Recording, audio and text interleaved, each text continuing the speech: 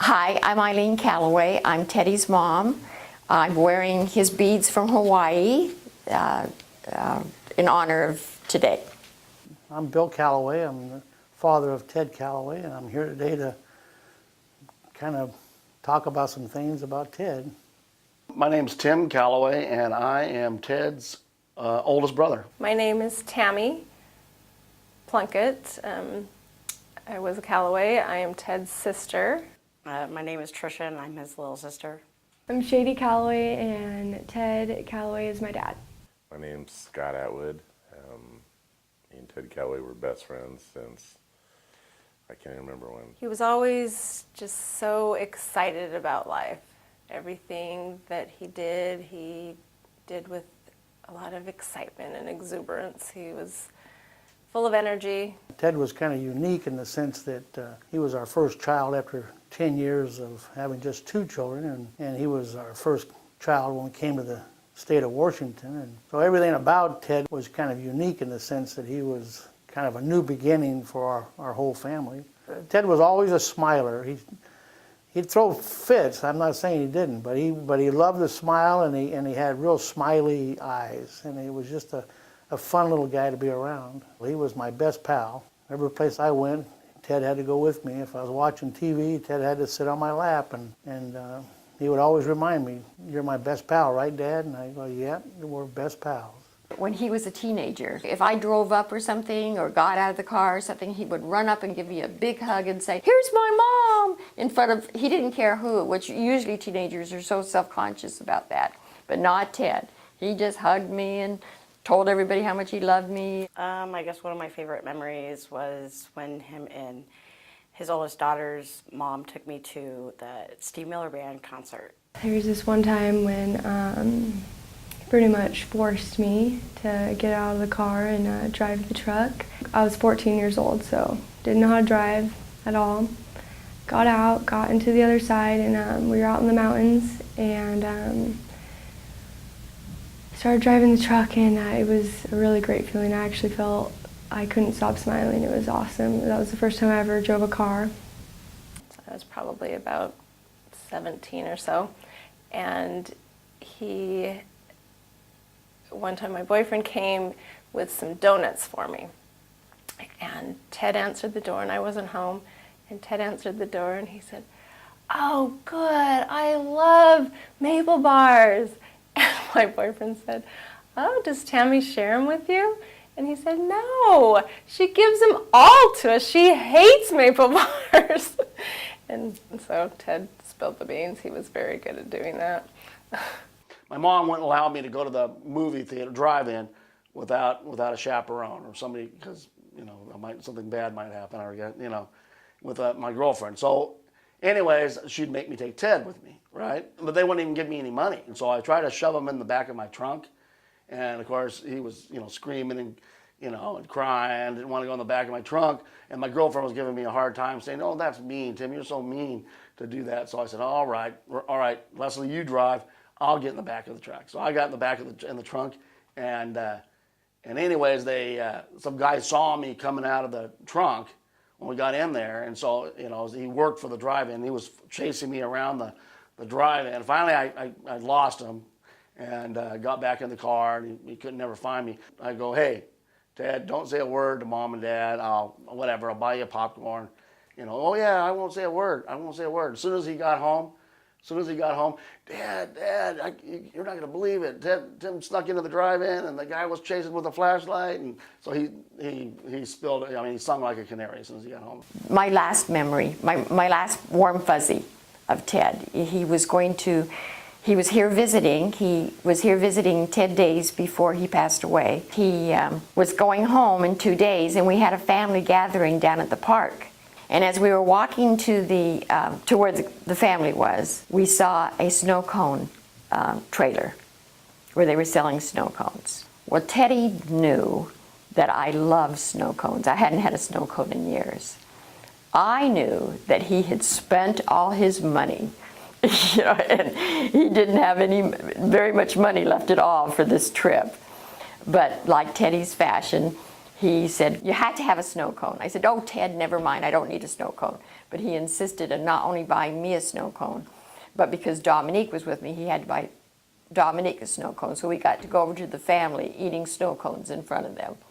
So that's just one memory that I'll probably never be able to see a snow cone again without getting a little teary. He was so happy when I got to Seattle. It was 1999, right before the riots, and he was working union over there, making really good money, and just kept trying to get me to get over there. So I finally left my family behind for a minute to go check it out and work, and I had a blast over there with him for about, I don't know, maybe not quite a year. We had a lot of good times. He showed me all the cool spots, and pretty much from Everett to Tacoma, he knew them all. And then he had this huge collection of videos, movies. Ted's collection of movies were all R-rated movies, and I don't watch R-rated movies. But he had Blind Sides. That movie was something that I would really, really like. And that's what he said, Mom, you're really going to like this movie. And it really touched me that he thought about it, and he thought about what would be a movie that Mom and I could sit down and watch that we'd both really enjoy and appreciate. And I think about that outing so often when I think about Ted and how he made this special effort to make a special day for his mom. Probably one of the funniest stories, and I don't know if I should even tell it, but he followed me everywhere. If I went to the bathroom, he'd follow me in the bathroom. And so if I was babysitting him, I would take and put him in the hamper. So all you could see was his head sticking up. And so one of my fond memories of him in that hamper, and he thought it was the best thing in the world to be able to talk to me out of that hamper while I was going to the bathroom. When Ted was in middle school, he had a friend named Josh Hull. Josh was deaf, profoundly deaf. Ted learned how to do sign, knowing Josh. And I think this is just so representative of Ted that even if it was a wonderful thing that he would learn sign for his friend so he could communicate with his friend, he also used it for naughtiness too. And in class, they would sign back and forth to each other, just like when kids talk to each other. They would be signing back and forth because you couldn't hear them. And then the teacher would catch them, signing back and forth to each other. One time, for some reason, we were going to the mall, and Ted was in the car with me, and Josh was in the car with his mother, and they were signing through the car as we drove to the mall. So it was quite a little friendship they had going with each other. I have a picture that I dearly love because of Josh and Ted together, and Ted's got his arm just right around Josh, just the telltale way that Ted used to always put his arm around people when he took a picture. It didn't matter if they were a kid or an older kid or an adult, he would talk to them and get to know them. But anyways, those are some of the fond memories I have with Ted. He was really a fun guy to know and to be around, really. I felt like my life was one way one day, and the next day it was forever changed. He had just left to go back to Hawaii, and he was staying with me, and I was going to take him to the airport the next morning, and he'd had a little rough time. He was trying to get together with his oldest daughter, and that didn't go very well for him, and he was pretty concerned about it because he really loved her with all of his heart, and he wanted to somehow understand why she was so mad at him. So him and I had a good talk about how, whether he realized it or not, he hurt her by not being there for her. He missed out on a lot, and that was too bad. But and he knew it. He said, "I really like what I'm doing." And I said, "Well, be vigilant, when you're out there, because you got to be careful at any job, not just the job he had, but any construction job. You got to be vigilant and make sure that the people around you are doing what they're supposed to do, and they're not going to hurt you." I felt like maybe in my heart of hearts I may never get to see him again in this world. It's hard to comprehend it. It's hard to comprehend that your child has been killed, and so you're not really able to focus on what you're hearing, basically. I mean, you know what you're hearing, but you're not, it's like a dream. You're not really, and I think the first thing that came into my mind was, how am I going to tell his mother? And the phone rang, and it was Ted's dad, Bill. And he said, "Oh, you're home." And then he said, "I'll be right over." And I said, "Whoa, what's up? What's wrong?" Because I could hear in his voice that something was wrong. And he said, "Never mind, I'll be right over." I hung up the phone, and I looked at Dominique, and I said, "Ted's dead. Ted's dead." I don't know why I knew it, but I knew that Ted was dead. And then the bargaining started. Maybe he's not dead. Maybe he's not dead. Maybe he's just hurt. And the minute I saw Billy, I knew. I'd never seen Billy look so sad in my life. He looked so sad. And I knew he wasn't just hurt.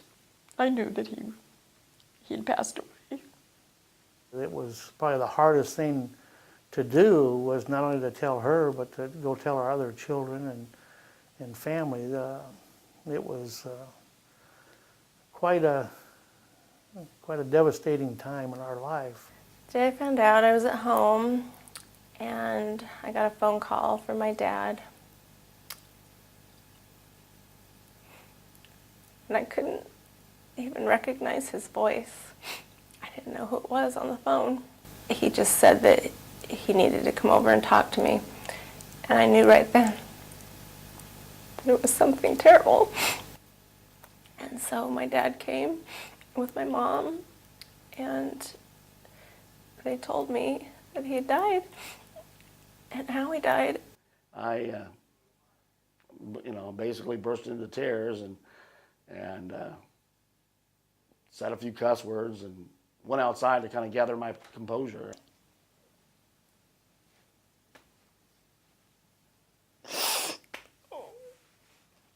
I can't do this. I can't do it. People kept calling me, asking me where my mom was, and I wasn't sure what was going on. They sounded kind of frantic a little bit, and my stepdad actually, he told me that my dad had fallen, and my first thought is that he fell off of a ladder, maybe. He had fallen and died, and, just a little confused. That was a nightmare, it really is. We had this game. We'd call each other when we were going to the bathroom in the morning and tell the other one we were thinking of him. He started the game, so finally he moved to Hawaii, and he was behind me in time, so I was able to get even with him. That particular morning, I got up and I was in the bathroom and I called him. We had a nice conversation. I woke him up out of his sleep. We talked for about a half hour, 45 minutes. Probably the best conversation we had had in a long time. We talked about his work, and we talked about what I was doing, and both of us were happy with our careers and what was going on with life. Finally, I let him go because I had to go to work, and he obviously needed to go back to sleep. I got done with work, and I'm coming home, and right as I'm coming over the Cable Bridge on my way to go to the bar that we lived in and hung out at for many years, I get this phone call as I'm just leaving Pasco going up the bridge's slope. So as I'm going up it, I get this phone call from Tommy, and I answer it, and I can't even tell who it is on the phone. This person's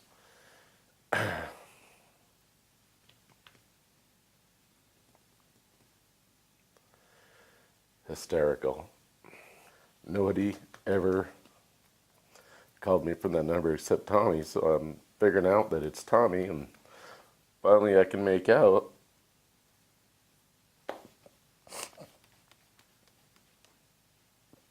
that he's saying he's gone. That's all he could say was he's gone, and he's gone. And I'm like, Tommy, what? Who's gone? And And finally, he could say Teddy. I just talked to Ted like 8 hours ago, maybe 10 hours ago. I don't know. And he's like, no, Scotty, he's gone. And I still couldn't believe it. And no way. All the crazy stuff Teddy did in his life, no way was this really true that he was gone. I didn't believe it at all. I wanted to bring up the fact that my youngest son, Tommy, as most people call him, Ted's little younger brother, came here to be taped. He just can't do it. Tom has just never really been able to wrap his head around Ted's death. And him and Ted were very, very close. Their whole life, they were best buddies. I just seen him not long before that. He came into town to visit. And we had a good time. So it was weird. You know, it's weird how sometimes things work out that way. That it's almost like people. He came into town and visited everybody, got a hold of everybody, and you know, then I didn't hear from him for what, I don't know, a month or something like that. And then my parents told me that he passed away. So yeah, I was pretty devastated. And then they asked me if I would go with them to go tell Ted's wife Stacy and the kids. And so I went so that I could stay with the kids while they took her outside to talk to her first. And that was the hardest thing I've ever had to do. Since my dad died, I've lost a lot. I've gone through a lot, and I didn't have him there for me anymore. I was a straight A student at Richland High School. I had a scholarship, and I lost all that. Got kicked out of my mom's house, and I didn't really have anywhere else to go. So I struggled. I remember when I was younger, my dad, he told me that if anything ever happened, that I'd have a place to live with him. And his life was ripped from him. And I felt like the faith that I had in God and the faith that I had in anything was shattered that day I found out. I sat out in my truck for a little bit, and I was trying to make sense of what was going on, and I walked into the bar, and every single person in that bar was friends with Ted Callaway. I pulled myself together to walk into the bar because I didn't want everyone to see me crying, and I didn't want to tell anybody.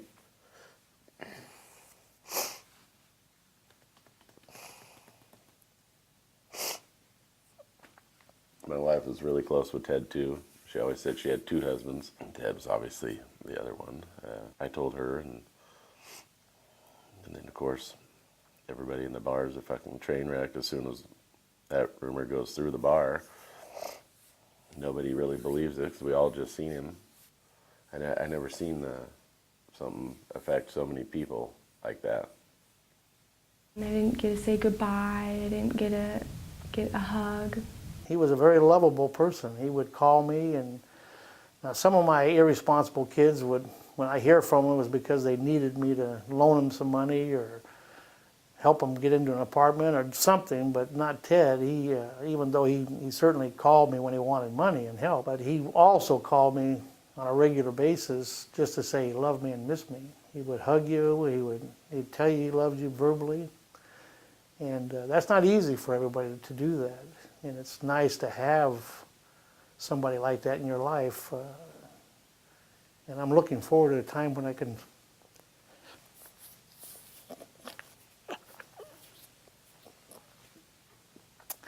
get a chance to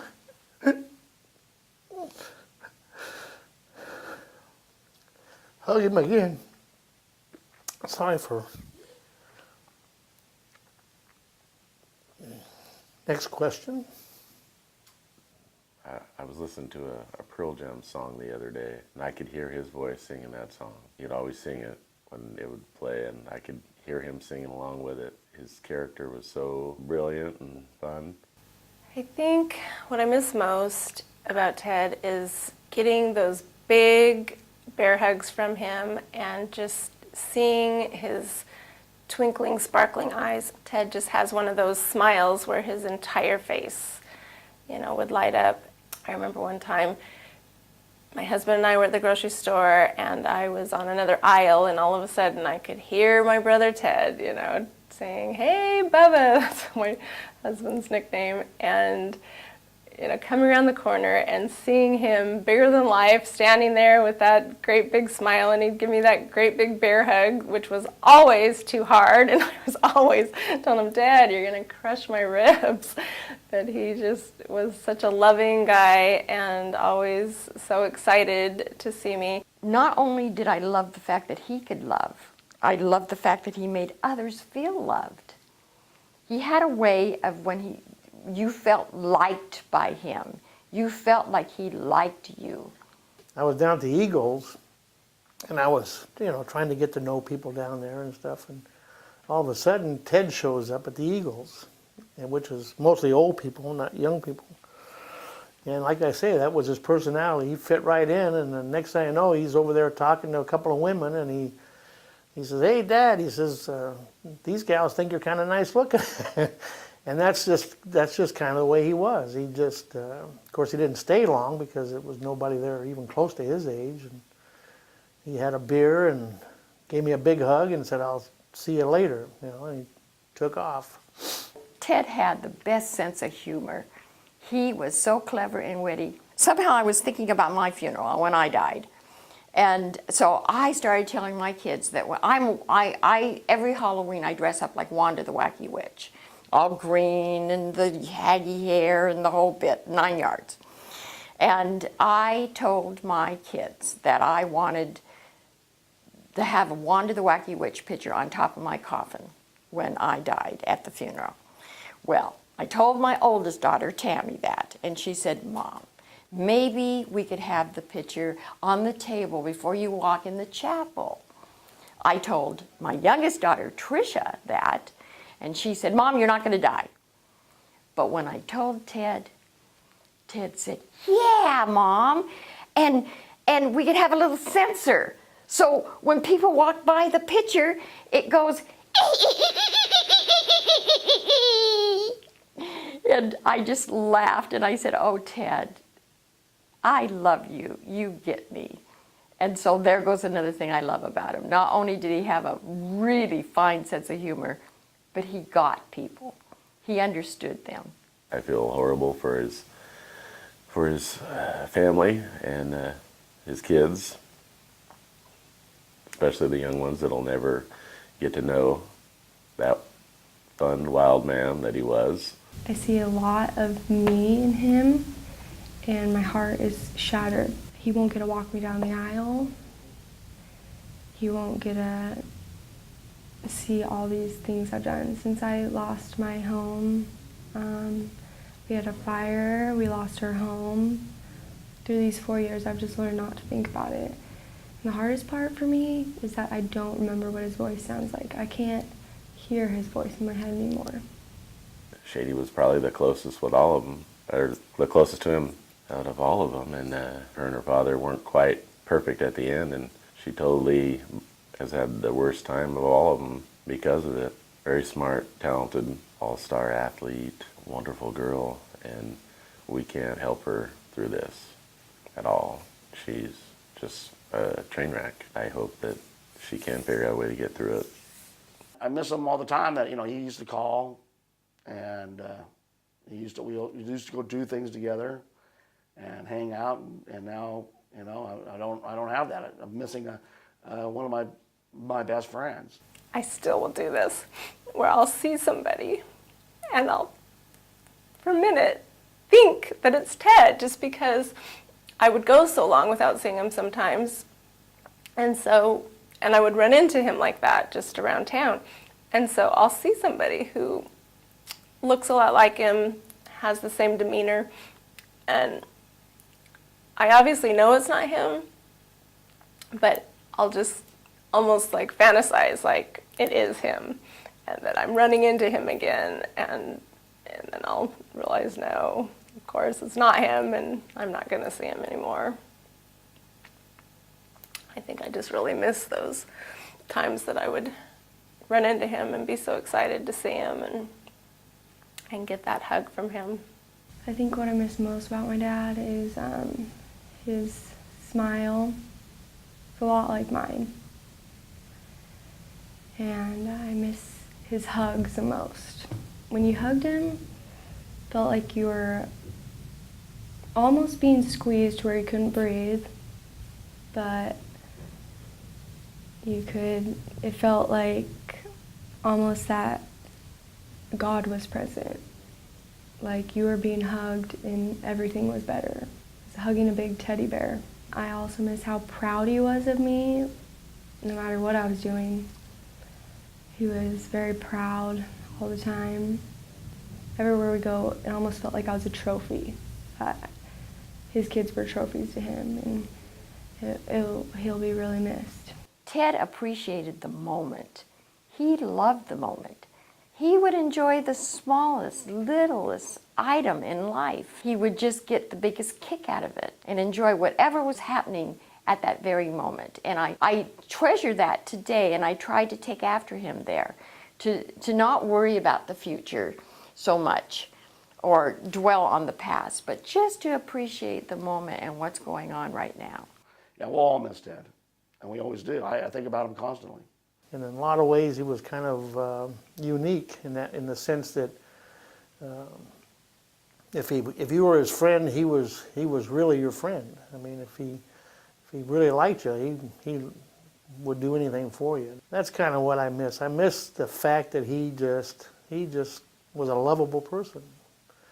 And finally, I will always, as long as I'm here on earth, miss his hugs. He had the best hugs, and everybody talks about that too. He had the best hugs.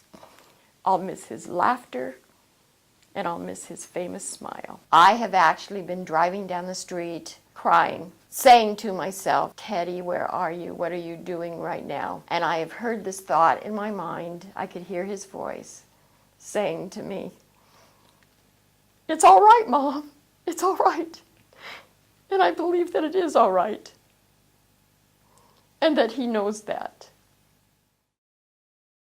I can just hear him now. If Ted was here, he'd be telling all of us, don't be sad. Don't be sad. I want you to love life. I want you to remember the good times. I don't want you to be miserable. I know that Ted would be thinking that, and I've even thought to myself that somewhere he's looking at us and thinking those exact thoughts. Oh, please don't be sad. I think that Ted would leave us with some parting words.